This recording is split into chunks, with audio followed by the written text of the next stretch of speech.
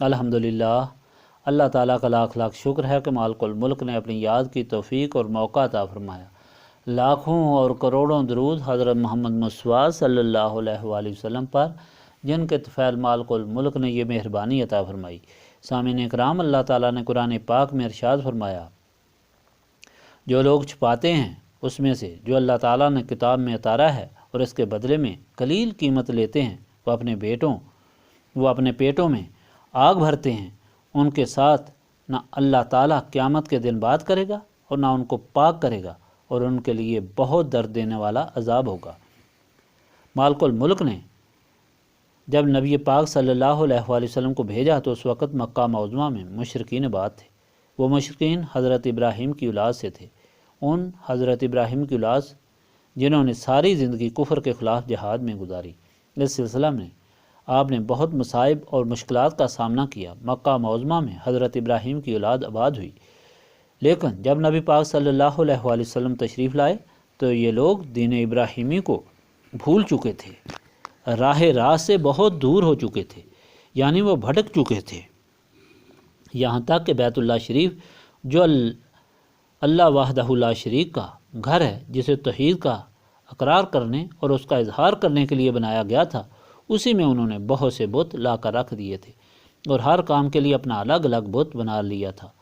انہی سے التجائیں اور دعائیں کرتے تھے۔ انہوں نے وہ دین اپنایا ہوا تھا جو شیطان نے انہیں سکھایا تھا اور شیطان نے جسے ان پر مسلط کر دیا تھا۔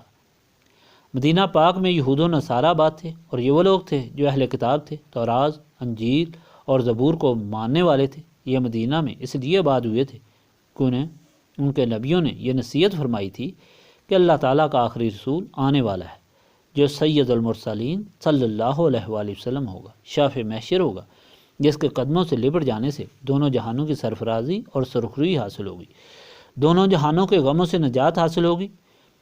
انبیاء نے اس شہر کی نشانی بھی بتائی تھی کہ اس طرح تینوں طرف آبادی ہوگی، ایک طرف نخلستان ہوں گے۔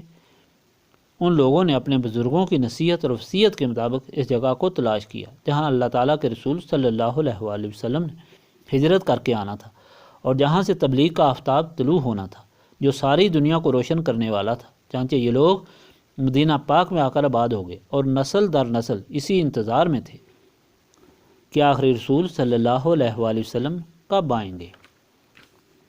نبی پاک صلی اللہ علیہ وآلہ وسلم کا جب مکہ معظمہ میں ظہور ہوا تو آپ صلی اللہ علیہ وآلہ وسلم نے ساری مخلوق کے سامنے اعلان فرمایا کہ تمہارا مالک اور خالق صرف اللہ تعالیٰ وحدہ لا شریک ہے، جو تمہیں پیدا کرتا ہے، جو تمہیں زندہ رکھتا ہے اور تمہاری ربوبیت فرماتا ہے۔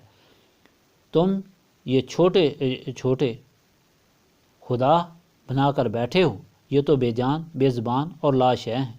تم انسانیت کی تذلیل کر رہے ہو اور اللہ کی گستاخی کر رہے ہو اور بڑے عذاب کے حقدار بننے والے ہو۔ مشرکین مکہ نے جب یہ اعلان توحید سنا تو سیکھ پا ہو گئے کہ یہ کون شخص آیا جس نے ہمارے سارے خداؤں کو باطل قرار دے دیا، یہ خدا کا اعلان کر رہا ہے، اس کی بندگی کی تبلیغ کر رہا ہے۔ چنانچہ انہوں نے نبی پاک صلی اللہ علیہ وآلہ وسلم اور ان کے غلاموں کو جتنی بھی مشکلات، تکلیفیں اور مصیبتیں ہو سکتی تھیں پہنچائیں، لیکن نبی پاک صلی اللہ علیہ وآلہ وسلم کے غلام کسی خوف، نہ کسی لالچ، نہ ہی کسی ڈر اور نہ ہی اپنی تکلیف کی وجہ سے اپنے عقیدے سے پھرے، بلکہ حضور پاک صلی اللہ علیہ وآلہ وسلم کے فرمان کے مطابق وہ ہر مصیبت اور تکلیف میں سعادت مندی سمجھتے ہوئے لذت محسوس کرتے تھے۔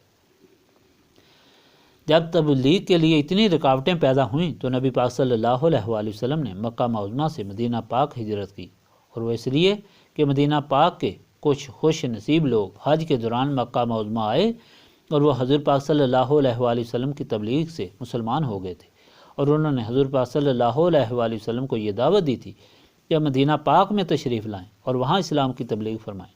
اس سارے قصے کو آپ کے سامنے تفصیل سے بیان کیا جا چکا ہے۔ نبی پاک صلی اللہ علیہ وآلہ وسلم مدینہ شریف تشریف لائے تو لوگ جو حضور پاک صلی اللہ علیہ وآلہ وسلم کے انتظار میں تھے، یعنی یہود و نصارہ، انہیں یہ یقین ہو چکا تھا کہ نبی پاک صلی اللہ علیہ وآلہ وسلم آخر الزماں آ چکے ہیں، اور وہ ساری نشانیاں ان میں موجود تھیں جو انبیاء نے بیان فرمائی تھیں۔ لیکن چونکہ یہ بنی اسماعیل سے تھے اور بنی اسرائیل سے نہیں تھے تو ان میں حسد کی آگ بھڑک اٹھی اور انہیں ماننے سے انکار کر دیا۔ یعنی آپ صلی اللہ علیہ وآلہ وسلم کی بعثت سے انکار کر دیا۔ ایک وجہ یہ تھی کہ انہیں حسد تھا کہ وہ ہماری قوم میں سے نہیں، اور دوسری وجہ یہ تھی کہ ان کے علماء اور مشائخ دین حنیف میں تحریف کر چکے تھے، اور انہوں نے تورات، زبور اور انجیل کے وہ مطالب بیان کرنا شروع کر دیے تھے جو خدا کے حکم کے مطابق نہیں تھے، بلکہ شیطان کی پوجا اور گناہ کی دعوت دینے والے تھے۔ یہ لوگ ایسے لالچی تھے کہ جب ان سے فتویٰ پوچھا جاتا تو غریبوں کے خلاف اور امیروں کے حق میں فتویٰ دیتے تھے اور اس فتویٰ کی قیمت وصول کرتے تھے۔ اس طرح علماء کی عزت اور وقار بنا ہوا تھا، اور دین کی خدمت کی وجہ سے لوگ ان کی عزت کرتے تھے۔ ان میں مشائخ بھی موجود تھے، اور وہ مشائخ لوگوں کو گمراہ کرتے تھے۔ ان میں کچھ ایسے بھی تھے جو تارک و دنیا اور عابد کہلاتے تھے۔ مثال کے طور پر ابو العامر فاسق جو کئی سال سے راہب بنا ہوا تھا، عبادت گزار بھی تھا، جو نبی پاک صلی اللہ علیہ وآلہ وسلم سے پہلے ان علماء کے ساتھ مل کر تبلیغ کرتا تھا، لوگوں کو بتایا کرتا تھا کہ آخری رسول صلی اللہ علیہ وآلہ وسلم آنے والا ہے جو صحیح اور سچا دین ہم کو بتائے گا اور اس پر ہم چلیں گے۔ لیکن جب نبی پاک صلی اللہ علیہ وآلہ وسلم کا ظہور ہوا، نبی پاک صلی اللہ علیہ وآلہ وسلم مدینہ شریف میں تشریف لائے، تو اللہ تعالیٰ کے فضل و کرم سے جو خوش نصیب تھے وہ نبی پاک صلی اللہ علیہ وآلہ وسلم کے قدموں سے لپٹ گئے اور اسلام کی دولت سے مشرف ہو کر منور ہوئے، اور سب کی توجہ حضور پاک صلی اللہ علیہ وآلہ وسلم کی طرف ہو گئی۔ لوگوں کو اب ان مشائخ اور علماء کی ضرورت ہی نہ رہی، کیونکہ ہادی برحق آ گیا تھا اور سچا دین لے کر آیا تھا۔ اس کے بعد کسی اور کی نصیحت کی ضرورت ہی نہ رہی تھی۔ اس طرح وہ ابو عامر فاسق لوگ جس کے مرید بنے ہوئے تھے، اس نے جب یہ دیکھا کہ اس کے سارے ملنے والے حضور پاک صلی اللہ علیہ وآلہ وسلم کے غلام بن گئے اور اس کی وہ عزت اور احترام ختم ہو گیا ہے، اب عزت و احترام ایک ہی کا تھا جو اللہ تعالیٰ کا رسول ہے، اور اسی کے حکم اور اسی کے ارشاد پر سب لوگ مر مٹتے ہیں، اسے بھی حسد نے جلا دیا۔ اس نے نبی پاک صلی اللہ علیہ وآلہ وسلم سے تکرار بھی کیا۔ وہ ذلیل ہو کر وہاں سے بھاگ کر مکہ معظمہ چلا گیا۔ وہاں مشرکین مکہ کو اس نے تیار کیا، اور احد کی لڑائی میں وہ بھی 40 آدمی اپنے ساتھ لے کر آیا۔ مشرکین مکہ نے اس کو سمجھایا تھا کہ مدینہ منورہ میں لوگ میرے شدائی ہیں، جب میں ان کے سامنے ہوا تو میرے سارے مرید ساتھ مل کر نبی پاک صلی اللہ علیہ وآلہ وسلم کے ساتھ جنگ کریں گے۔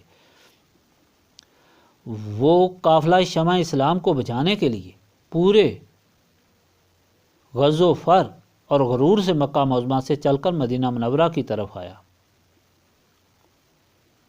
اور راستے میں ایک جگہ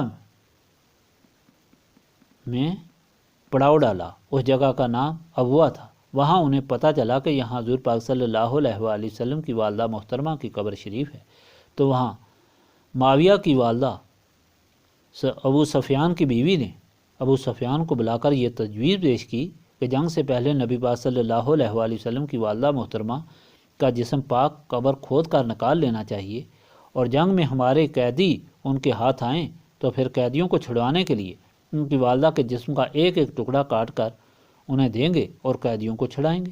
اس واقعے سے معلوم ہوتا ہے کہ اس حد تک کفر اور ظلم ان کے دلوں میں جمع ہوا تھا۔ ابو سفیان نے یہ تجویز بہت پسند کی۔ پھر دوسرے اصحاب کے ساتھ یہ مشورہ کیا تو انہوں نے کہا کہ یہ غلط بات ہے۔ اگر قبر کھودنے کی یہ رسم ایجاد ہو گئی تو یاد رکھو تمہارے آباء و اجداد کی بھی قبریں کھودی جائیں گی اور ان کے بھی ٹکڑے کیے جائیں گے، اس لیے ایسا مت کرو۔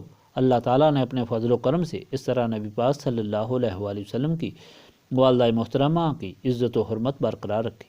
بار بار بات کرنے کا مقصد یہ ہے کہ یہ سارے لوگ خواہ مشرکین مکہ تھے یا اہل مدینہ تھے یا اہل کتاب یا مشرک تھے، سب کے سب ظلمت کے سمندر میں اس طرح ڈوبے ہوئے تھے کہ ہدایت کا نام و نشان نہ تھا، اور ظلم و بے حیائی زوروں پر تھی۔ ایسے وقت میں نبی پاک صلی اللہ علیہ وآلہ وسلم کا ظہور ہوا۔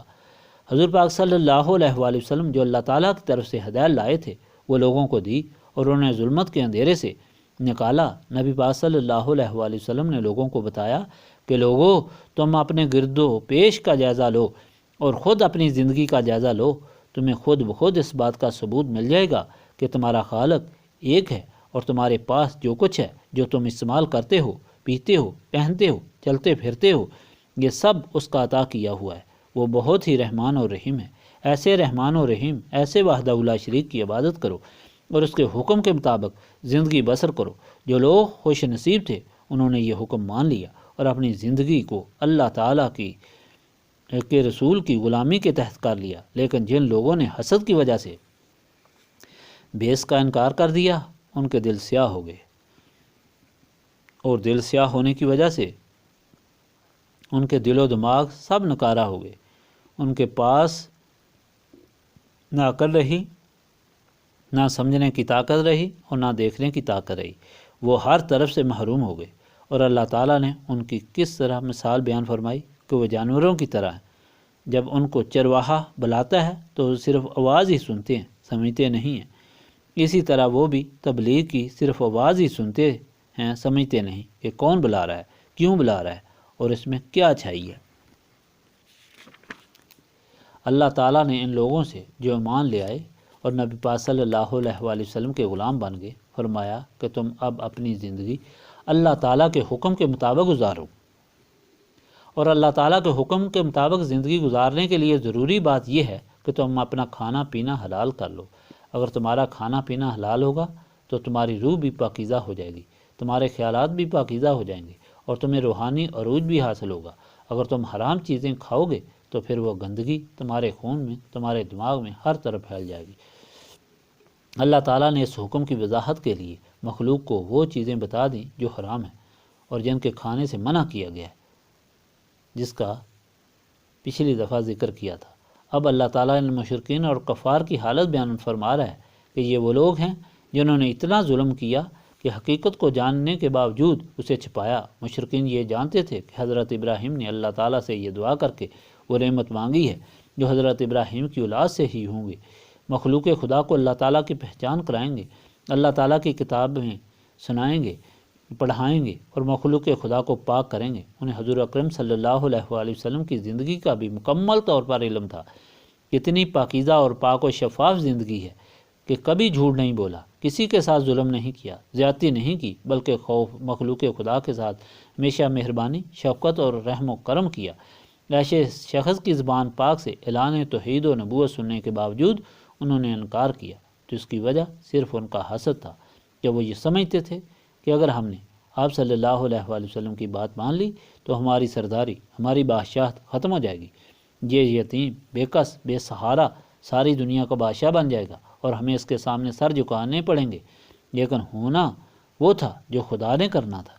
اسی طرح اہل کتاب یہ سمجھتے تھے نبی پاک صلی اللہ علیہ وآلہ وسلم ہی وہ نبی آخر الزماں ہیں جن کے ظہور کی پیشین گوئی ہمارے انبیاء کرتے چلے آئے ہیں۔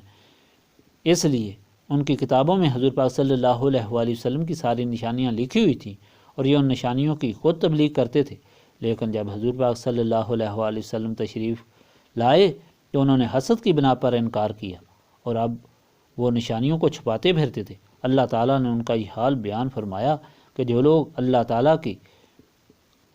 لوگ حضور پاک صلی اللہ علیہ وآلہ وسلم کی آمد کی خبر کو چھپاتے ہیں اور لوگوں کو اس نعمت عظمیٰ سے محروم کرتے ہیں، یہ لوگ اس سے یہ سمجھتے ہیں کہ انہوں نے بہت کچھ حاصل کر لیا اور اپنی عزت بھی بچا لی، دین میں تحریف کر کے کھا پی رہے ہیں، دراصل اپنی تباہی کو دعوت دے رہے ہیں۔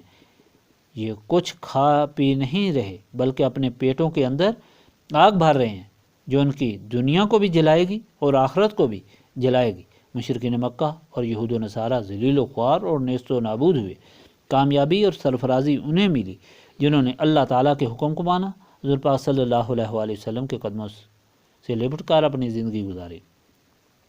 یاد رکھو کہ تاریخ گزشتہ واقعات کا ایک دفتر ہے، اور جو شخص بھی اپنی زندگی کا سفر اختیار کرتا ہے وہ تاریخ سے ہی چراغ لے کر اس ظلمت کدہ میں آگے بڑھتا ہے۔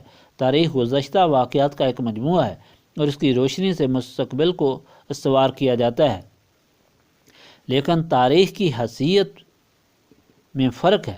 تاریخ وہی سچی اور قابل تقلید اور قابل عمل ہے جو اللہ تعالیٰ نے بیان فرمائی ہے، جو قرآن نے بیان فرمائی ہے۔ یہ تاریخ ہمیں سبق دے رہی ہے کہ دونوں جہانوں میں انہوں نے نجات حاصل کی، انہیں سرخروئی ملی جنہوں نے نسبت رسولی صلی اللہ علیہ وآلہ وسلم حاصل کی۔ نسبت رسولی صلی اللہ علیہ وآلہ وسلم انہیں حاصل ہوئی جنہوں نے اپنے سینوں کو پاک کر لیا، اور سینے پاک اللہ تعالیٰ کی یاد سے ہوتے ہیں۔